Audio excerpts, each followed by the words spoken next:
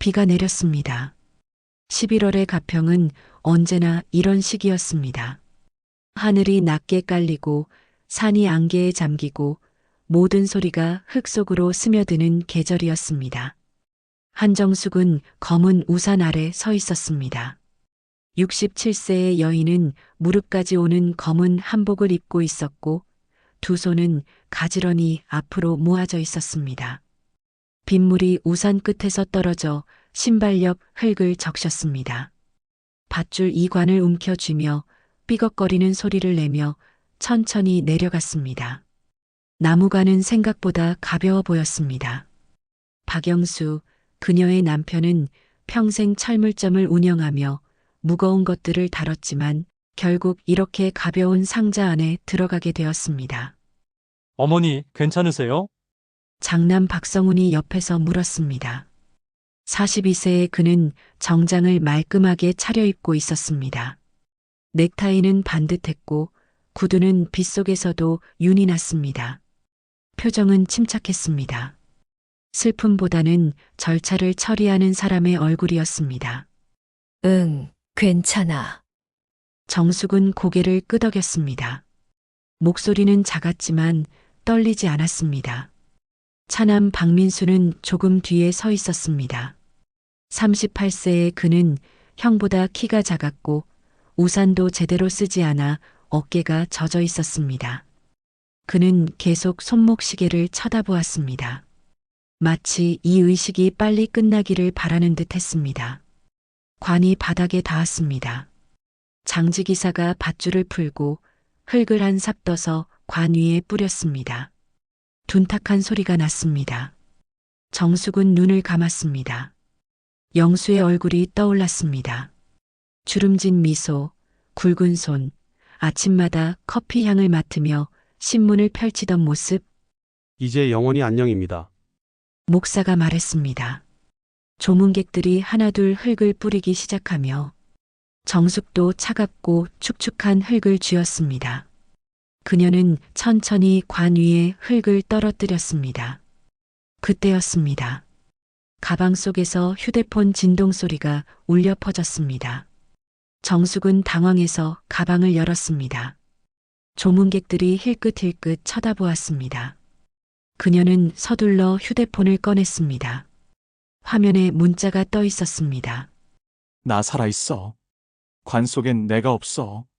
애들을 믿지 마. 발신자는 남편의 번호였습니다. 정숙의 손이 떨렸습니다. 휴대폰이 미끄러져 떨어질 뻔했습니다. 그녀는 황급히 화면을 다시 확인했습니다. 분명히 남편의 번호였습니다. 그가 20년 넘게 쓰던 그 번호였습니다. 어머니, 성훈이 다가왔습니다. 그의 목소리는 여전히 침착했습니다. 무슨 문자예요? 정숙은 고개를 들었습니다. 아들의 얼굴을 봤습니다. 표정은 변하지 않았습니다. 눈썹 하나 꿈틀하지 않았습니다. 마치 이미 알고 있다는 듯한 얼굴이었습니다. 아니야. 스팸이야. 정숙은 휴대폰을 가방에 넣었습니다. 손이 계속 떨렸습니다. 장례는 계속되었습니다. 흙이 쌓이고 관이 완전히 묻혔습니다. 하얀 꽃들이 흙 위에 놓였습니다. 목사가 마지막 기도를 했습니다. 사람들은 하나둘 떠났습니다. 민수는 형과 몇 마디 속삭이더니 먼저 차로 향했습니다. 성우는 어머니를 부축했습니다. 집으로 가시죠. 응. 정숙은 고개를 끄덕였습니다. 하지만 발이 떨어지지 않았습니다. 그녀는 뒤를 돌아봤습니다. 새로 만들어진 무덤이 빗속에 젖어 있었습니다. 관 속엔 내가 없어. 문자의 문장이 머릿속에서 맴돌았습니다. 집으로 돌아왔습니다. 가평의 2층 단독주택은 30년 넘게 그들이 살아온 곳이었습니다. 마당에는 감나무가 있었고 현관엔 남편이 손수 만든 신발장이 있고 거실엔 낡은 소파와 오래된 TV가 있었습니다. 정숙은 한복을 벗고 평상복으로 갈아입고 거울 속 자신을 봤습니다. 흰 머리가 반쯤 섞인 단발머리, 깊어진 주름, 작아진 어깨, 67년을 살아온 여인의 얼굴이었습니다. 그녀는 거실로 내려왔습니다. 성훈과 민수가 소파에 앉아 있었습니다. 둘 다 정장을 벗지 않았습니다. 성훈은 서류 가방을 무릎 위에 올려놓고 있었고 민수는 여전히 시계를 쳐다보고 있었습니다. 엄마, 괜찮으세요? 성훈이 물었습니다. 응, 괜찮아. 정숙은 부엌으로 갔습니다. 물을 끓여 차를 우렸습니다. 남편이 좋아하던 녹차 향기가 피어올랐습니다. 그녀는 찻잔을 들고 거실로 돌아왔습니다. 오빠, 우리 가야 되는 거 아니야? 며느리가 말했습니다. 그는 안절부절 못했습니다. 조금만 있다가. 성훈이 대답했습니다. 그의 눈은 어머니를 향해 있었습니다. 정숙은 차를 마셨습니다. 따뜻했지만 목구멍이 메었습니다. 그녀는 휴대폰을 꺼내어 문자함을 열었습니다. 그 문자는 나 살아있어. 관 속엔 내가 없어. 애들을 믿지 마. 그녀는 떨리는 손가락으로 답장을 쳤습니다. 여보, 당신이에요? 전송 은대였지만 답장도 읽지도 않습니다. 밤이 깊어갔습니다. 아들들은 결국 떠나가고 집안은 고요해졌습니다. 빗소리만 창문을 두들기며 정숙은 침대에 누워 있었습니다. 잠이 오지 않아 남편의 베개만 어루어 만졌습니다. 그의 냄새가 남아 있었습니다. 담배 냄새와 철물점 기름 냄새가 섞인 그 향기. 휴대폰이 다시 울렸습니다. 정숙은 벌떡 일어나 화면을 봤습니다. 모르는 번호였습니다. 감시받고 있다. 조심해라. 심장이 쿵쾅거렸습니다. 그녀는 창문을 바라봤습니다. 커튼 틈새로 어둠이 보였습니다. 누군가 밖에서 지켜보고 있는 것만 같았습니다. 정숙은 이불을 끌어당겼습니다. 슬픔보다 더 무서운 감정이 가슴을 짓눌렀습니다. 두려움이었습니다. 그리고 그 속에 섞인 또 다른 감정, 배신감이었습니다. 사흘이 지났습니다. 정숙은 밤마다 오는 문자로 잠을 제대로 자지 못했습니다. 새벽 2시, 3시, 4시. 번호는 매번 달랐지만 내용은 비슷했습니다. 조심해라. 그들을 믿지 마. 혼자 있지 마라.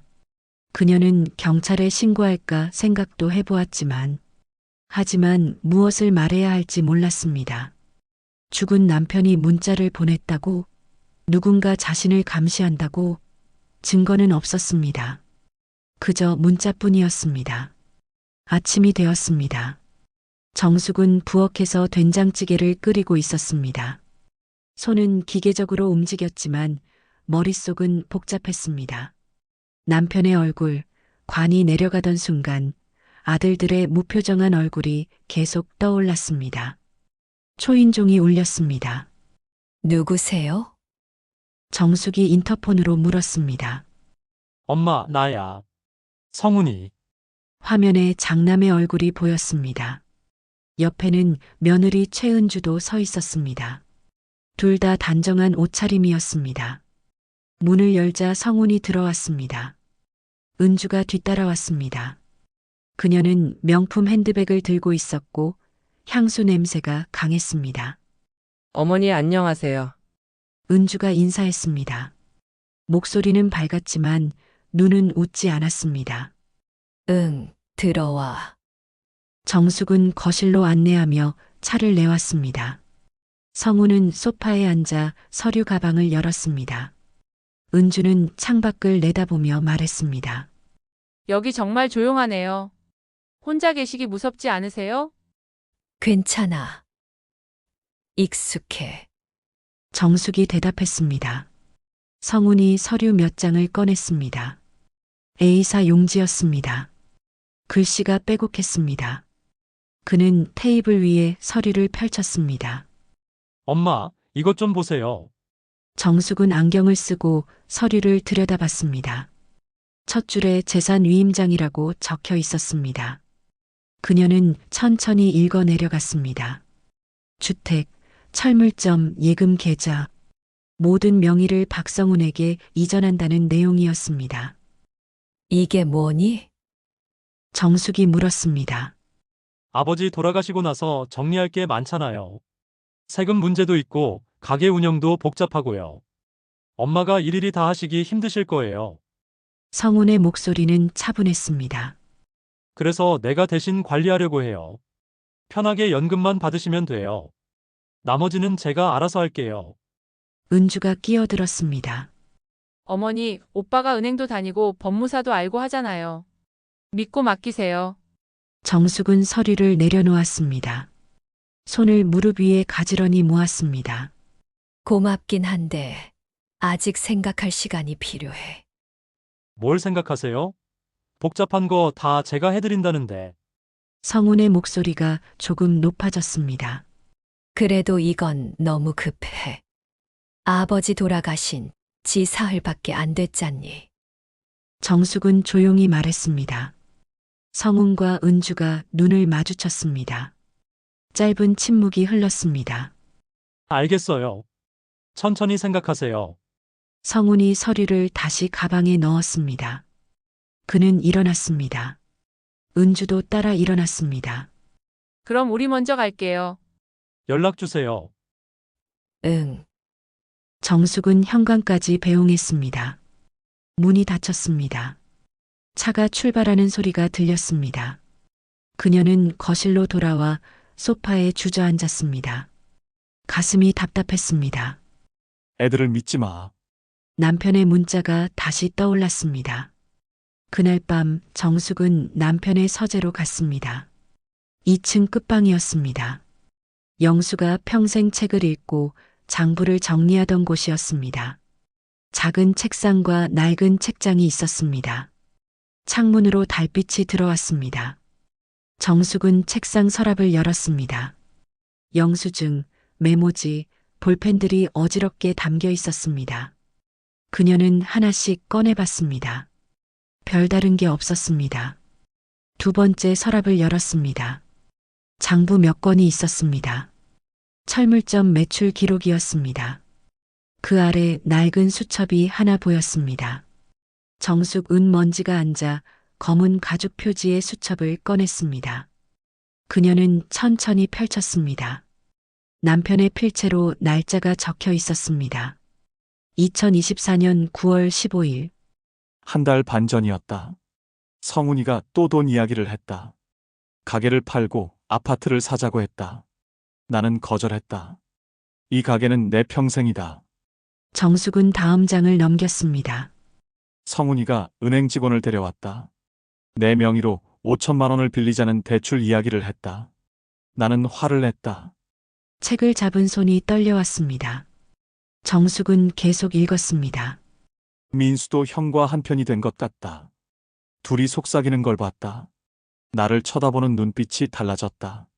무섭다. 가슴이 철렁했습니다. 마지막 장을 펼쳤습니다.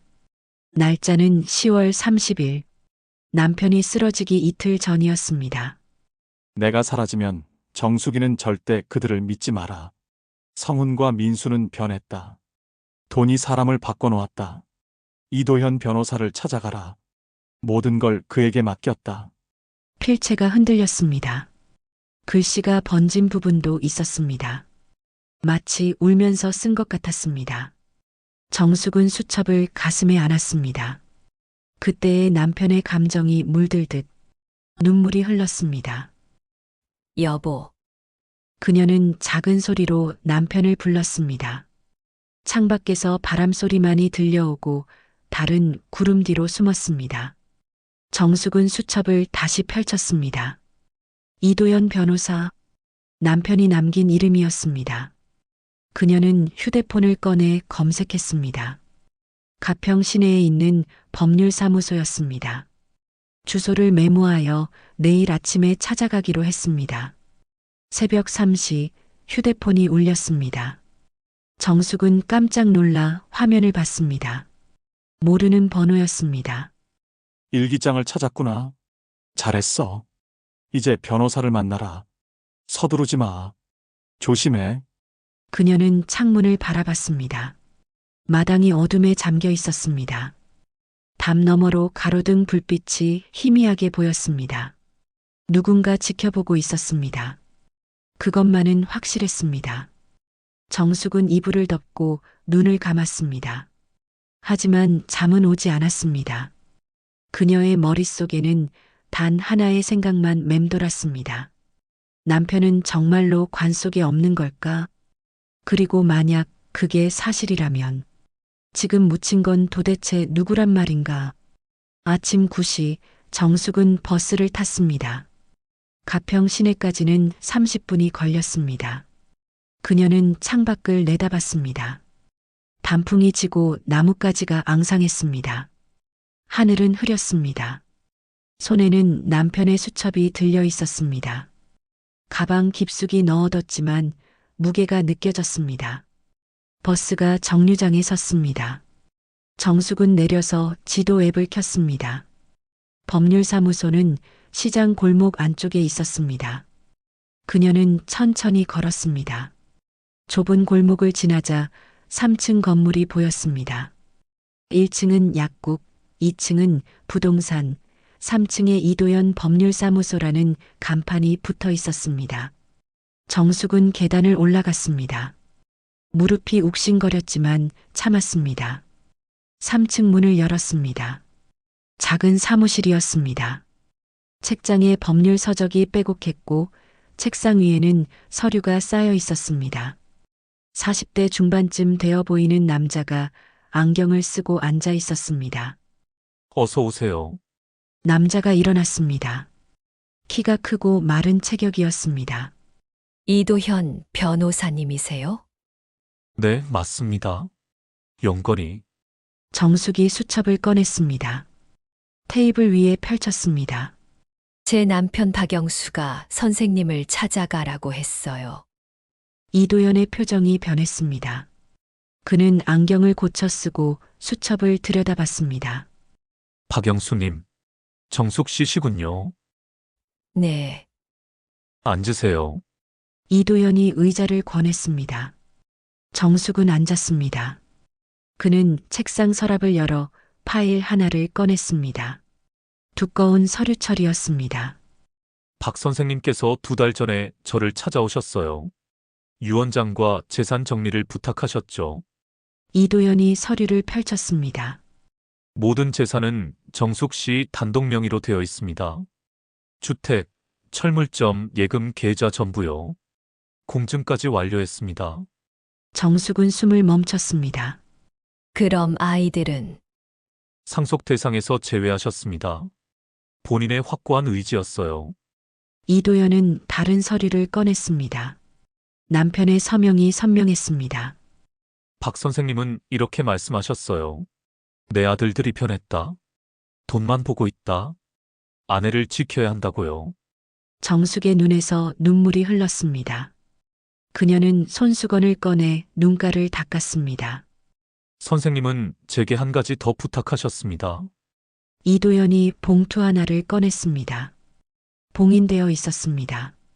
당신이 오시면 이걸 드리라고 하셨어요. 정숙은 떨리는 손으로 봉투를 받았습니다. 무거웠습니다. 그녀는 조심스럽게 뜯었습니다. 안에는 편지 한 장과 USB가 들어 있었습니다. 편지를 펼쳤습니다. 남편의 필체였습니다. 정수가 미안해. 내가 없으면 너는 혼자가 된다. 하지만 아이들을 믿으면 안 돼. 성훈이는 빚이 많아. 민수는 형 말만 듣고 있어. 이 USB에 모든 증거가 있어. 변호사 선생님이 도와줄 거야. 부탁이야. 꼭 살아남아줘. 정숙은 편지를 가슴에 안았습니다. 흐느꼈습니다. 괜찮으세요? 이도연이 물티슈를 건넸습니다. 정숙은 얼굴을 닦았습니다. USB엔 뭐가 들어있어요? 녹음 파일과 문자 내역이에요. 성훈 씨와 은주 씨가 박 선생님을 설득하던 대화, 대출 서류, 협박성 문자들이 다 담겨 있습니다. 이도연이 노트북을 켰습니다. USB를 꽂았습니다. 열린 파일의 첫 번째는 녹음 파일이었습니다.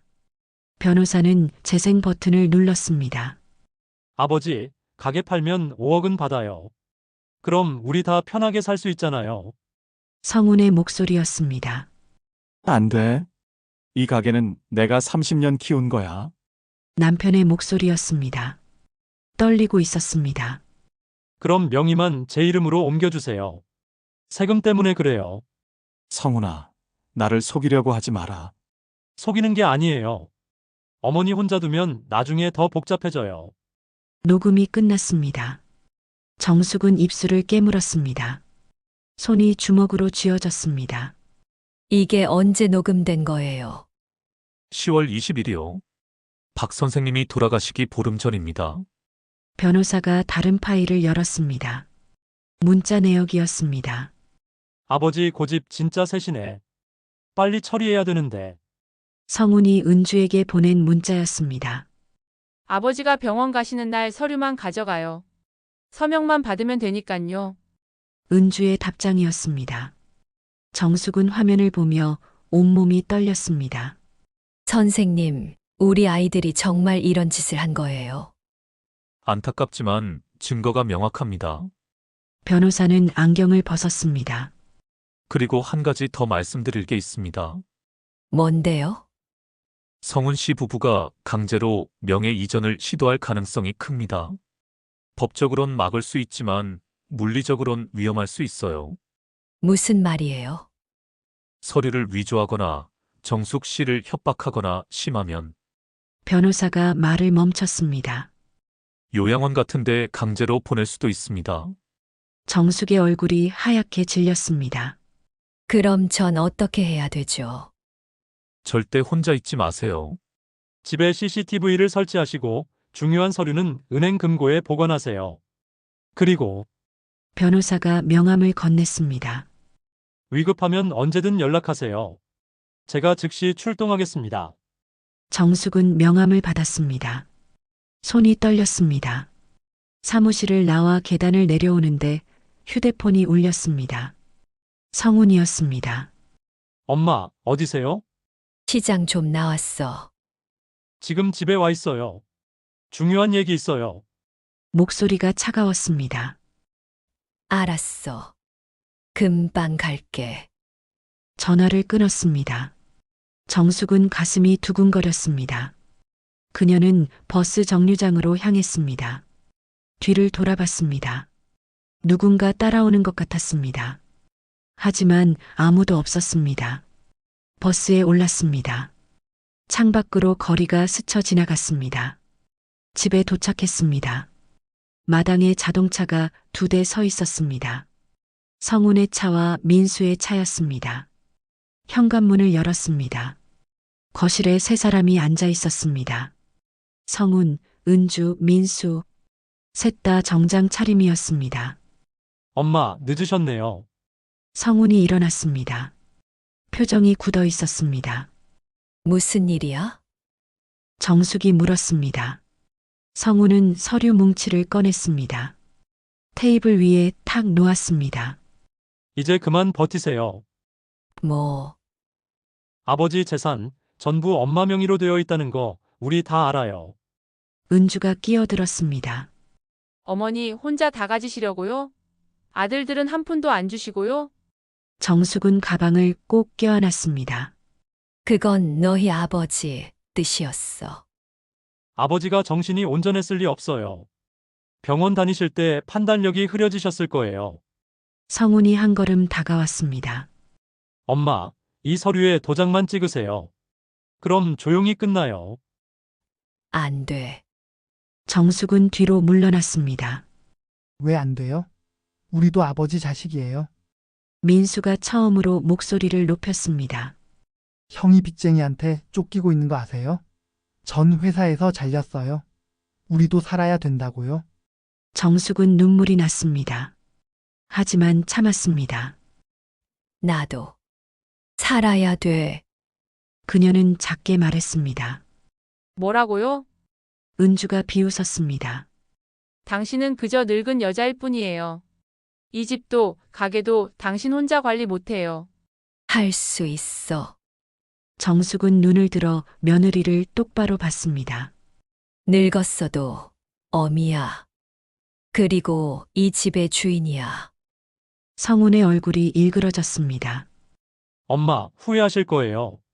그는 서류를 집어들었습니다. 민수와 은주도 일어났습니다. 일주일 드릴게요. 그때까지 생각 안 바뀌시면 성훈이 말을 끊었습니다. 그는 문을 박차고 나갔습니다. 다른 두 사람도 따라 나갔습니다. 차 시동 소리가 들렸습니다. 바퀴가 자갈을 튕겼습니다. 정숙은 주저앉았습니다. 그날 밤 휴대폰이 울렸습니다. 모르는 번호였습니다. 그들이 움직인다.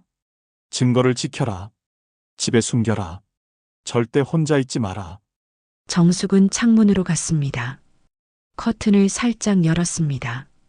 담 너머 검은 SUV 한 대가 엔진을 끈 채 서 있었습니다. 그녀는 숨을 죽였습니다. 누군가 지켜보고 있었습니다. 하지만 그게 적인지 아군인지 알 수 없었습니다. 정숙은 USB를 꺼내 손에 쥐었습니다. 이것만이 그녀가 가진 전부였습니다.